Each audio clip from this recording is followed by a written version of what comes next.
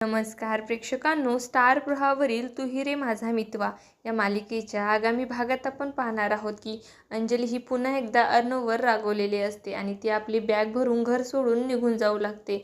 आणि अर्णव हा घरातील सर्वजण आहेत तिला थांबवण्याची विनवणी करत असतात, परंतु अंजली काही ऐकत नाही आणि ती अर्णवला बोलते, अर्णव एक वेळेस बहीण आणि भावाला वेगळं व्हावंच लागते असं समज आहे. तो क्षण आला आहे आणि अर्णव हा तिची विनवणी करू लागतो. तेव्हा अंजली पुढे बोलते, आता तू यापुढे एक पाऊल देखील टाकू नको, नाहीतर आपल्या दोघांमध्ये जे काही उरलं सुरलं असेल ते देखील संपून जाईल.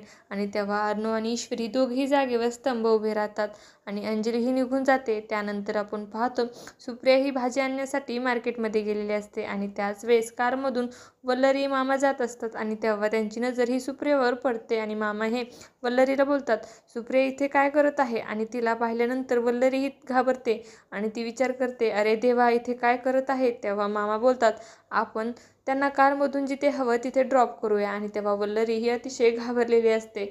तर तिकडे आपण पाहतो अर्णव हा ईश्वरीला बोलतो, ताई, तू जिथे कुठे राहायला गेली असेल तिथे हा अर्णव तिचा भाऊ म्हणून सदैव तिच्या पाठीशी उभा असेल. मी माझ्या भावाचे कर्तव्य कधीही कमी पडून देणार नाही.